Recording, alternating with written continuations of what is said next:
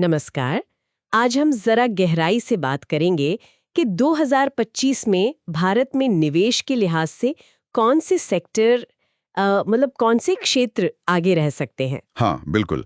और ये समझने की कोशिश करेंगे कि ये जो सरकारी नीतियां हैं या फिर दुनिया भर के ट्रेंड्स हैं और पैसा कहाँ लग रहा है, ये सब मिलके इंडियन मार्केट को कैसे एक नई दिशा दे रहे हैं। हाँ, तो चलिए शुरू करते हैं। जो जानकारी हमारे पास है वो ये इशारा कर रही है कि 2025 कोई आम साल नहीं होने वाला। सही बात है। कुछ सेक्टर्स के लिए तो ये एक क्या कहते हैं, निर्णायक मोड़ जैसा हो सकता है। सबसे पहले इंफ्रास्ट्रक्चर और कैपिटल गुड्स को ही ले लेते हैं। रिपोर्ट्स में 11 लाख करोड़ रुपए के भारी भरकम बजट आवंटन का जिक्र है। हाँ, 11 लाख करोड़, ये बहुत बड़ा अमाउंट है। और इससे साफ है कि फोकस हाईवेज, रेलवेज, शहरी विकास इन सब पर है। और ये सिर्फ बातें नहीं है।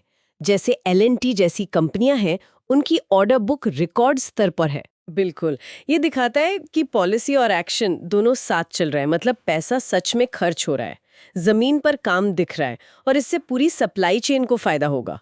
अच्छा, और ये ट्रेंड सिर्फ इंफ्रा तक ही नहीं है, शायद पावर और रिन्यूएबल्स में भी कुछ ऐसा ही दिख रहा है। हाँ, वही कहानी उधर भी है। ऊर्जा और खासकर रिन्यूएबल एनर्जी। अब फोकस सिर्फ प्लान बनाने पर नहीं बल्कि उनको असल में पूरा करने पर है। सोर्सेज में NTPC, अडानी ग्रीन जैसी कंपनियों का नाम है। ये सब सोलर पावर से लेकर ग्रीन हाइड्रोजन तक काफी तेजी से काम कर रहे हैं। तो मतलब बाजार अब नतीजों को देख रहा है, सिर्फ वादों को नहीं। हाँ, ऐसा लगता तो है। एक्शन पर ज्यादा ध्यान है।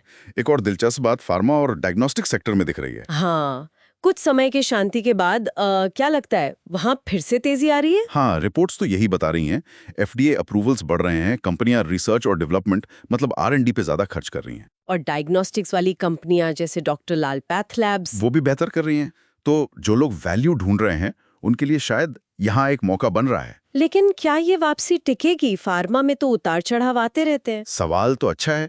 देखिए, शॉर्ट टर्म में तो कुछ भी हो सकता है, लेकिन ये जो FDA अप्रूवल्स और R&D पर फोकस बढ़ रहा है ना, हाँ, ये शायद लंबी अवधि की मजबूती का संकेत हो सकता है। वैसे ही सरकारी बैंकों पर भी ध्यान देना चाहिए। PSU बैंक्स, अच्छा। वहां क्या चल रहा है? रिपोर्ट्स के हिसाब से एक तो लोन की मांग बढ़ रही है, और दूसरी बड़ी बात NPA यानी बैड लोन्स। हाँ, NPA। वो कई सालों के सबसे निचले स्तर पर हैं। बैंक ऑफ बड़ौदा, SBI जैसे बैंक्स टेक्नोलॉजी भी अपना रहे हैं। हाँ, तो हो सकता है कि बाजार अब इनके वैल्यूएशन को, इनकी कीमत को फिर से आंक रहा हो, जिसे री रेटिंग कहते हैं। सही है। अच्छा, अब टेक्नोलॉजी की बात करें तो भारत का जो डिजिटल असर है वो अब सिर्फ IT सर्विसेज तक नहीं रहा है ना? बिल्कुल नहीं।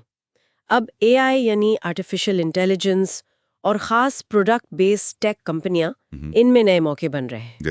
जैसे KPIT, पर्सिस्टेंट सिस्टम्स, ये मिड कैप IT कंपनियां हैं।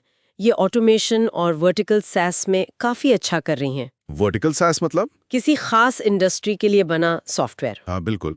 और इसमें ग्लोबल मांग और रुपए की मौजूदा स्थिति भी थोड़ी मदद कर रही है। इसके अलावा एक और टर्म सुनने में आ रहा है, FMCG 2.0। इसका क्या मतलब है? हाँ, FMCG 2.0 मतलब जो रोजमर्रा के इस्तेमाल की चीजें हैं, उस बाजार में अब प्रीमियम चीजों की तरफ झुकाव बढ़ रहा है। अच्छा, मतलब लोग बेहतर क्वालिटी की चीजें मांग रहे हैं, खासकर शहरों में। हाँ, शहरी उपभोक्ता तो मांग ही रहे हैं, और अब ग्रामीण मांग में भी सुधार के कुछ संकेत दिख रहे हैं। और कुछ और सेक्टर्स भी हैं जिन पर नजर रखने की बात कही जा रही है। जी हाँ, जैसे डिफेंस सेक्टर है, हाउसिंग फाइनेंस है, फिर रेलवे और इलेक्ट्रिक व्हीकल यानी EV से जुड़े जो सहायक उद्योग हैं, उनमें भी धीरे धीरे निवेश बढ़ रहा है।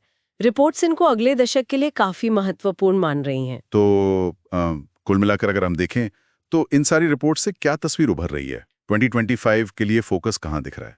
देखिए, साफ तौर पर उन सेक्टर्स पे फोकस ज्यादा है जिन्हें सरकारी पॉलिसी का सपोर्ट है। हाँ, पॉलिसी सपोर्ट। जिनके पास कमाई का एक क्लियर रास्ता है, मतलब कैश फ्लो अच्छा है, और जहां काम होता हुआ दिख रहा है, मतलब एक्शन नजर आ रहा है। तो संक्षेप में कहें तो फार्मा वापसी कर रहा है, सरकारी बैंक बेहतर दिख रहे हैं, बिल्कुल, ग्रीन एनर्जी पर जोर है, और टेक नए मौके बना रहा है। तो शायद अब ये वक्त है कि सिर्फ स्टॉक चुनने से आगे बढ़कर एक ज्यादा स्ट्रेटेजिक नजरिया अपनाया जाए। हाँ, बिल्कुल सही कहा आपने। और यहाँ एक और बात सोचने वाली है। क्या? कि ये जो ट्रेंड्स हैं, ये सिर्फ निवेश के मौके नहीं है। ये जो बदलाव हम देख रहे हैं इंफ्रा में, ग्रीन एनर्जी में, डिजिटल टेक में, ये असल में भारतीय अर्थव्यवस्था की बदलती हुई प्राथमिकताओं के बारे में क्या बताते हैं? भविष्य की दिशा क्या हो सकती है? ये एक बड़ा सवाल है जिस पर शायद हमें आगे भी सोचना चाहिए।